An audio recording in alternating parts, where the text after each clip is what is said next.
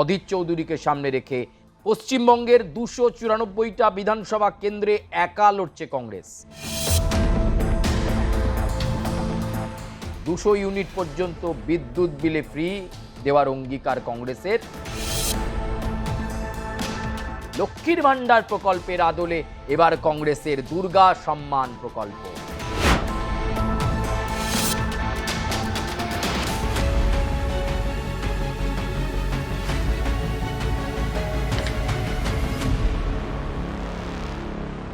নমস্কার, আমি সুচারু। আপনাদেরকে আজকের এই বিশেষ প্রতিবেদনে স্বাগত জানাই। ভোটের হাওয়ায় আজকের যে প্রতিবেদনের দিকে আমরা চোখ রাখব, সেই প্রতিবেদনে চোখ রাখতেই হয়। তার কারণ বিধানসভা নির্বাচন মানেই বা পশ্চিমবঙ্গে নির্বাচন মানেই হাজার হাজার প্রতিশ্রুতি, মানুষকে স্বপ্ন দেখানো। নির্বাচনী ইশতেহার বলুন বা সংকল্পপত্র বলুন বা প্রতিশ্রুতি পত্র বলুন, যাই বলুন না কেন, নতুন নতুন আহ্বান, নতুন নতুন অঙ্গীকার, আর তা নিয়ে ভোটারদের কাছে পৌঁছে যাচ্ছেন রাজনৈতিক দলের প্রার্থীরা। ভোটারদের, সাধারণ মানুষকে নিজেদের কাছে টেনে নেওয়ার জন্য এই ইশতেহার, এই সংকল্পপত্র বা এই অঙ্গীকারপত্রই একমাত্র হাতিয়ার। শাসক দল তৃণমূল কংগ্রেস ইশতেহার প্রকাশ করে ফেলেছে, বামেরাও করে ফেলেছে, বিজেপিও তাদের সংকল্পপত্র প্রকাশ করে ফেলেছে, আর এবার শেষ বেলায় তাদের নির্বাচনী ইশতেহার 2026-এর বিধানসভা ভোটকে সামনে রেখে সেই ইশতেহার প্রকাশ করল কংগ্রেস।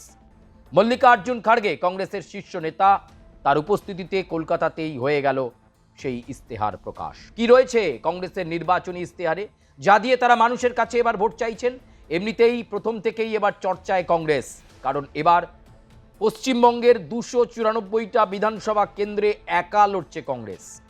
প্রদেশ কংগ্রেস সভাপতি শুভঙ্কর সরকার চেয়েছিলেন, কংগ্রেসের অধিকাংশ নেতা চেয়েছিলেন, এবার বামেদের সঙ্গে হাত ধরাধরি নয়, এবার একা লড়াই করে নিজেদের সাংগঠনিক শক্তিকে বুঝে নেওয়ার লড়াই বলে মনে করেছিল কংগ্রেস।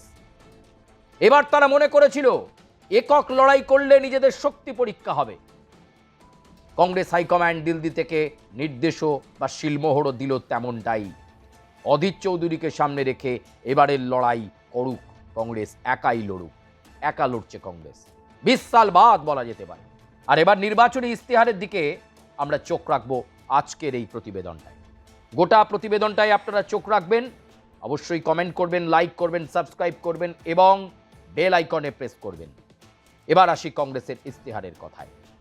মল্লিকার্জুন খাড়গে উপস্থিত, শুভঙ্কর সরকার উপস্থিত, প্রদীপ ভট্টাচার্য উপস্থিত, কংগ্রেসের প্রদেশ কংগ্রেসের তাবড় নেতৃত্ব উপস্থিত, প্রার্থীরা উপস্থিত। তাদের উপস্থিতিতে এবারের ইশতেহার প্রকাশ করলো কংগ্রেস। কি রয়েছে তাতে?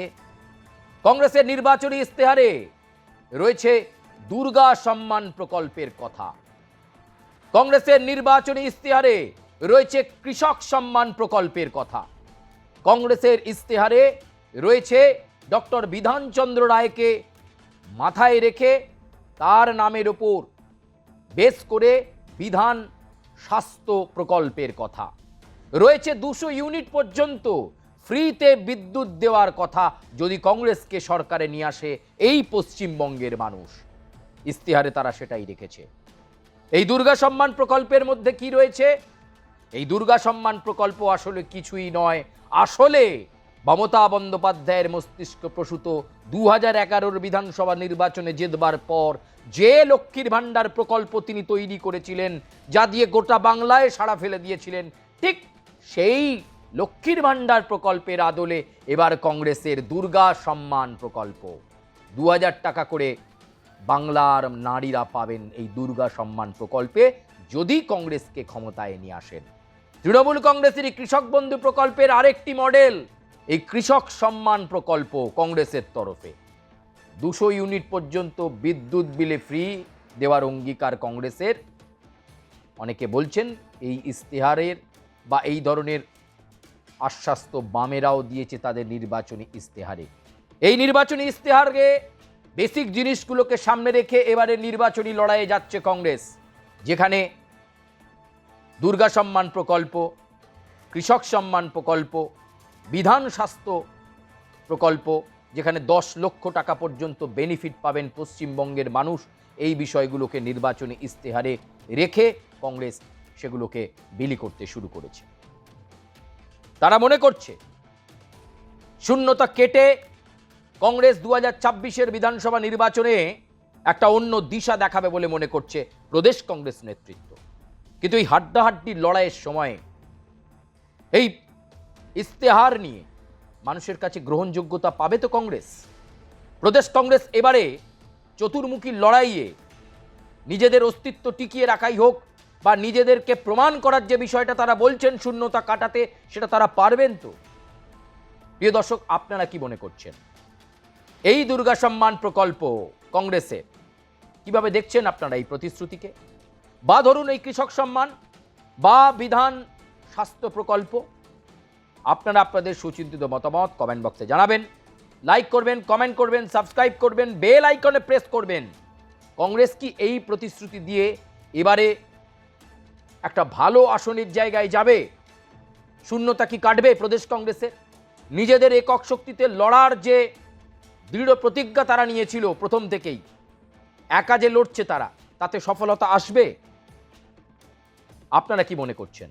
আপনারা আপনাদের সুচিন্তিত মতামত আমাদের কমেন্ট বক্সে জানাবেন। লাইক করবেন, আবারও বলছি কমেন্ট করবেন, সাবস্ক্রাইব করবেন এবং বেল আইকনে প্রেস করবেন। এবং ভোটের হাওয়ায় পরবর্তী প্রতিবেদনের জন্য অপেক্ষা করুন। আমরা চেষ্টা করব আপনাদের কাছে আরও সূক্ষ্ম, নিখুঁত বিশ্লেষণ এবং সমীকরণের মাধ্যমে নতুন প্রতিবেদন পৌঁছে দেওয়ার জন্য। আপাতত কংগ্রেসের ইস্তেহার নিয়ে আমাদের এই বিশেষ প্রতিবেদন এ পর্যন্তই। আপনাদের সঙ্গে আবার দেখা হচ্ছে অন্য প্রতিবেদনে। ধন্যবাদ।